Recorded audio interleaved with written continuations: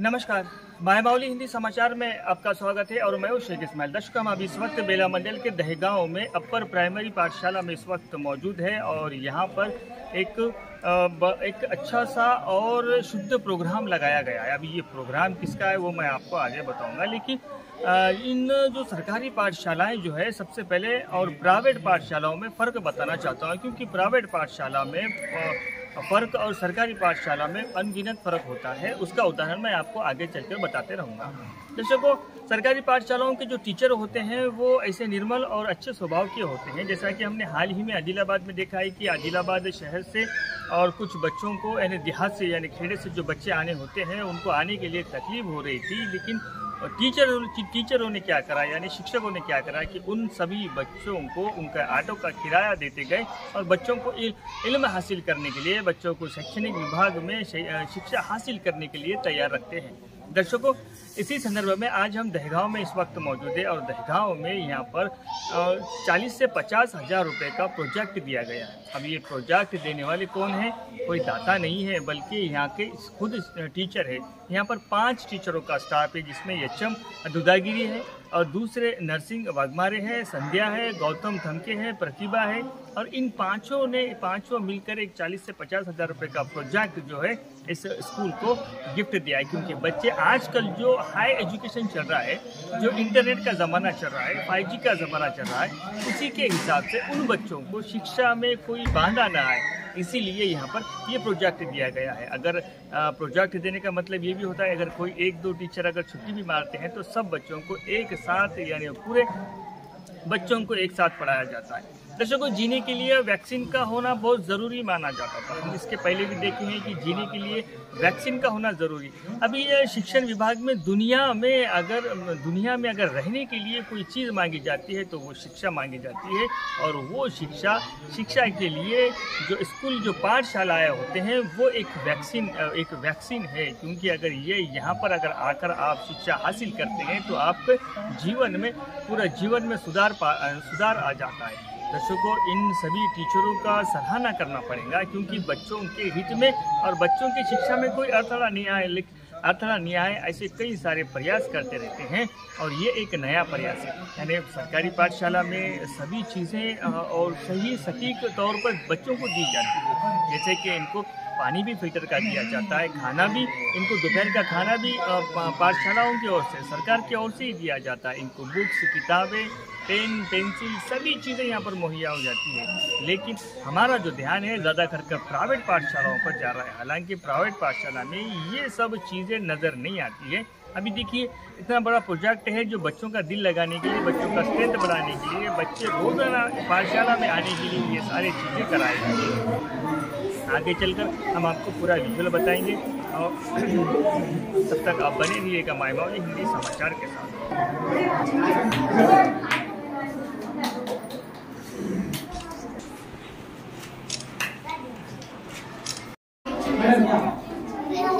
हमारा भाग्य है कि आपको मिला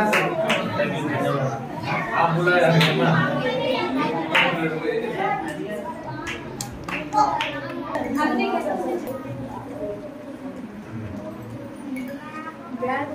खिशातून पैसे खर्च करून हे तुमच्या समोर जे दिसत आहे ना प्रोजेक्टर, दिसत आहे ना, ते प्रोजेक्टर खरेदी करून आणले आणि त्या प्रोजेक्टरचा उपयोग तुम्हाला झाला पाहिजे, बाकी कोणाला नाही झाला चालते। फक्त विद्यार्थ्यांना याचा फायदा झाला पाहिजे। तुम्ही चांगल्या प्रकारे याचा फायदा घेऊन नवीन जे ऑनलाईन एज्युकेशन आहे त्याच्यामधून सर डाउनलोड करून आणतात, आणले असेल कदाचित 1-2 लेसन ते तुम्हाला दाखवतात आणि याच्यासोबत जे बोलताना दिसते त्याच्यावर जास्त आपलं लक्ष राहते माइंडमध्ये। आमच्या डोक्यामध्ये कसं म्हणजे दृकश्राव्य म्हणते ना, इकडे ऐकू यावं आणि तिकडे दिसावं, हे दोन्ही जर क्रिया एकदाच घडत राहिल्या तर आपला माइंड चांगलं काम करते आणि आपण पाहिलेला ऐकलेला आणि आपल्या माइंडमध्ये लवकर बसते। त्यासाठी या साधनाचा वापर चांगल्या प्रकारे आपल्या सगळ्यांना होते, म्हणूनच त्यांनी हा प्रयत्न केला। छोटा प्रयत्न नाही, मोठा प्रयत्न आहे। त्यांनी थोडंसं म्हणला पण चांगला प्रयत्न आहे। असंच त्यांच्या शाळेमध्ये नवीन कार्यक्रम राबवत त्यांनी मुलांसाठी चांगले कार्य करावा आणि स्ट्रेंथ वाढवून नाही तर स्ट्रेंथ वाढवण्यापेक्षा क्वालिटी सुद्धा चांगली देण्यात येतील, कारण याच्याद्वारे त्यांना पण शिकवणं इझी होते आणि तुम्हाला पण समजणं इझी होते, सोपं होऊन जाते. म्हणून नक्कीच याचा काही ना काही फायदा होते आणि याने जे घेतलेला मेहनत आहे, याने केलेला खर्च आहे, वृथा जाणार नाही.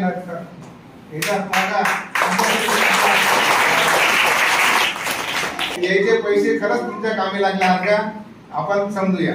नसता याने एवढा खर्च करून तुम्ही जर शिकले नाही, याचे पैसे वेस्ट, मेहनत वेस्ट. म्हणून तुम्ही चांगले शिका, समोर जा. ह्या सगळ्याचा उद्देश आहे, आमचा सर्वांचा उद्देश आहे, सरांचा उद्देश आहे. म्हणून सर तेवढा बिझी शेड्यूल मध्ये सुद्धा इथे येऊन तुमचं कार्यक्रम इनॉग्रेशन केलं आणि इथे दाखवत आहे. त्याबद्दल पुन्हा एकदा सरांचं आणि त्यांच्या टीमचं खूप खूप अभिनंदन. असेच कार्य समोर करत राहा सर. आमच्याकडून काही छोटी मदत पाहिजे तर सांगा, आम्ही पण करू शकतो कोणत्या ना कोणत्या पद्धतीने. आणि समोर जाऊन पुन्हा चांगलं असं आहे, कॉम्पिटिशनचं आहे. एक सीट असेल तर 10 मुलं तिथं त्याच्यासाठी परीक्षा निवायला लागते. नोकरीसाठी तर बरंच काही कॉम्पिटिशन आहे. मग आतापासूनच तुम्ही जो फाउंडेशन आहात, घर कसं बांधतो तसं तुमची शाळामध्ये सामोर जाण्यासाठी प्राथमिक जो आहे हे फाउंडेशन आहे. त्याच्यासाठी हे फाउंडेशन अगर मजबूत असलं तर समजा मोठी बिल्डिंग असली तरी थांबते.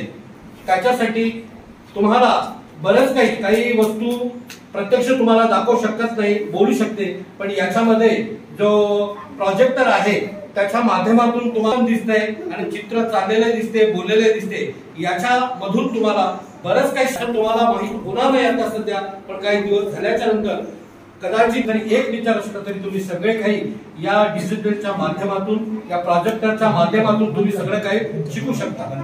मग खरंच एवढं मोठं योगदान माणसं लोकांना त्यांच्या स्वतःचे पैसे काढून जवळपास 40-50 हजार पर्यंत खर्च करून तुम्हाला एवढं मोठं मशीन आणून तुम्हाला शिकवण्यासाठी त्याने एवढं काम करावे. त्याच्यासाठी तुमचं काम काय ऐका, ते सगळंच येणार आहे. आता मी बटन दाबले की येते, तर तुम्ही पहिला ऐका, है की नाही.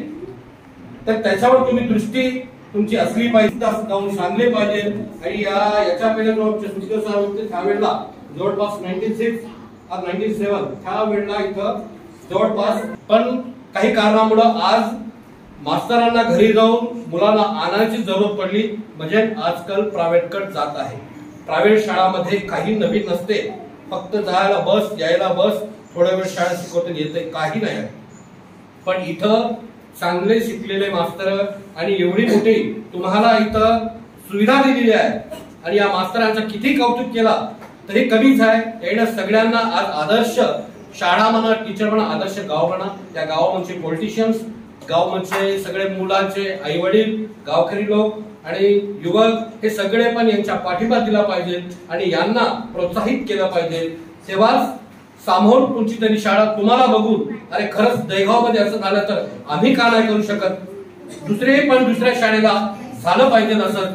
आणि सगळे मुलं शिकून सुशिक्षित होऊन चांगले होऊन नोकरी लागा, चांगलं तुम्ही इथून चांगलं तुम्ही शिक्षण घ्यावं या उद्देशानं मास्तरांचं एवढंच असते. आज इथं असेल तर उद्या त्याने कुठे जाईल, पण त्याने शिकवलेलं मुलं मात्र हमेशा, त्याने शिकवलेले शिक्षण मात्र हमेशा तुमच्या सोबत राहील. मग एवढंच नाही तर मास्टर सोबत सांगितलं का 22 वर्षाचं त्यांचं माझं परिचय का हे इच्छे नाही आहे, पण याच्या पहिलं यानं तुमच्यासाठीच कार्य केलेलं आहे. SFI म्हणून जो स्टुडंटच्या फेडरेशन राहते, तुम्हाला कोणत्याही समजा सवलत नसेल त्या सवलत देण्यासाठी यायला रस्ता रोको करणे किंवा बेडा बंद करणे किंवा बरेच काही असे त्यानं आंदोलन केले त्यावेळेला. म्हणजे जवळपास 25 वर्षाच्या खाली त्यावेळेला त्यांचा माझा परिचय झाला होता. त्यावेळी पत्रकार होतो, त्यामुळं त्यांचा माझा परिचय झाला. आणि आज अजून याही क्षेत्रामध्ये तरी टीचर होणार. खरंच अभिनंदन तुमच्या स्टाफला, तुम्हाला आणि याचे PRDचे अध्यक्ष आहेत त्यांना पण या क्षेत्रामध्ये टीचर थोड्या दिवसामध्ये त्यांना पण रिटायर्ड होणारे आहे. तर त्यांना पण या मंडळाला त्यांचं योगदान बरंच काही आहे. इथं असलेले सगळे काही त्यांच्या वतीने सगळे काही वामन दादा समजा शिक्षणाच्या बाबतीमध्ये बरेच काही त्यांचं पण योगदान आहे. म्हणजे मराठी कॉलेज इथे येण्यामध्ये त्यांचं खरंच आज कौतुक करावं वाटतं. त्यांचं पण आज मराठी मीडियम यायला फाईट केले, खरंच असे कार्य समोर सगळे शिक्षण असावं. पण त्याच्या पहिलं शाळा असली पाहिजे, शाळा सुंदर असली पाहिजे, हे महत्वाचं आहे. हर गावामध्ये शाळा सुंदर असली तर गाव सुंदर आहे समजू शकतो, असं माझं म्हणणं आहे. సో దైగాంలో ఒకప్పుడు 2015లో ఒక 128 మంది స్ట్రెంత్ ఉంది. అప్పుడు కూడా సేమ్ స్టాఫ్ 5 టీచర్స్. మరి ఎందుకు రాను తగ్గుతున్నారో అర్థమైంది. అప్పుడు ప్రైవేట్ స్కూల్ ఒకటే ఉండే పేర్లలో, పేరు చెప్పాలి. సో వాళ్ళ దగ్గర రోజు రోజుకు స్ట్రెంత్ పెరుగుతున్నది. डेली उनका 900 से 1000 से 1200 1500 ऐसा बढ़ रहा है. फिर अपने स्कूलों में गवर्नमेंट इतना अभी बड़ी बाटा प्रोग्राम में इतना कठिन स्टेप लिया कि टीचरों को सस्पेंड करने का भी चांसेस दिया. वो चांसेस ఉండే అట. అంటే బడి బాటలో నీ దగ్గర ఉన్నటువంటి 50 మంది నుంచి 100 మంది చేయకుంటే మెమోలు ఇచ్చిన సందర్భాలు కూడా ఉన్నాయి డిఓ గారు. మరి మేమంతా తిరుగుతున్నాం, ప్రతి ఇంటికి పోతున్నాం, ప్రతి తల్లిదండ్రులను రిక్వెస్ట్ చేస్తున్నాం, మీ పిల్లల్ని మా బడికి పంపుకుంటాను, మా దగ్గర నాణ్యత విద్య ఉన్నది ప్రైవేట్ స్కూల్ కన్నా చెప్తున్నాం. అయినా ఆ మూడు ఏదో అర్థం కాదు, 2 బూట్లు సాక్సులు ఒక టై బెల్ట్ చూసి బస్సు చూసి అటు పంపుతున్నారు. కానీ వేలకు వేలు ఖర్చు అవుతున్నది. చివరికి ఏమవుతుందంటే నా దగ్గరికి హై స్కూల్లో ఫీజు కట్టిన సందర్భంలో పిల్లల్ని మీతో టీసీతో కూడా అడ్మిషన్ చేసుకుంటున్నాం మేము. అంటే అప్పుల బాధలో వాడు ఫీజు కట్టక ప్రైవేట్ స్కూల్లో చివరికి గవర్నమెంట్ స్కూల్ దిక్కు అవుతుంది. అదే ముందు ఆలోచిస్తే పేరెంట్స్ ఆ ఖర్చులను జమ చేసుకుంటే, అక్కడ పెట్టే ఖర్చులు జమ చేసుకొని ప్రైవేట్ స్కూల్ కాకుండా గవర్నమెంట్ స్కూల్ పంపితే వాళ్ళ ఉన్నత విద్యకు పనిచేస్తాయి, చదువులు పెళ్లిళ్ళకు పనిచేస్తాయి ఖర్చు. సో ఇది ఆలోచిస్తే కదా. ఎక్కడ చూడండి ఇంతమంది పెద్దలు ఉన్నారు, గ్రామం వాళ్ళు ఉన్నారు, ఎందుకు మమ్మల్ని మా స్టాఫ్ లేదు, మా ఉపాధ్యాయులకు ఎంకరేజ్ చేయాలి. అరే పంపకుండా పోయి ప్రైవేట్ స్కూల్ అని ఎందుకు ఆరారు? కొన్ని నిర్మల్ సైడ్ కొన్ని జిల్లాలలో చూసినాం, ఎన్నో బస్సులను ఆపేస్తున్నారు. ప్రైవేట్ స్కూల్ నుంచి వచ్చిన బస్సుని ఆపేసి ఆ టైంలో గాలిని కూడా తీస్తున్నారు. అంటే ఆ సిచ్యువేషన్ రావాలా? ఎన్ని వేల కోట్లు ఖర్చు పెడుతున్నాయి. ఉచిత పుస్తకాలు, ఉచిత నోట్బుక్స్. ఇప్పుడు ఆ నోట్బుక్ చూస్తే ఎంత ఫాస్ట్ నోట్బుక్ ఉంటుంది సార్ అది. సో మళ్ళా ఉచిత మధ్యాహ్న భోజనంలో కూడా మార్పులు వచ్చినాయి. ఎక్కించారు, కర్రీ పెట్టాలన్నారు, అన్ని చేస్తున్నాం. ఆ బిల్లు రాలేకపోతే మేము మా వాస్తవం మేము పడతాం. కానీ మీరు మాకెందుకు సపోర్ట్ చేయాలి?